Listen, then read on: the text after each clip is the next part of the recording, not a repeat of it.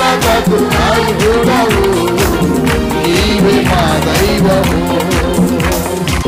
సృష్టికర్త ముక్తిదాత, సృష్టికర్త ముక్తిదాత, స్తుతులకు పాత్రుడా.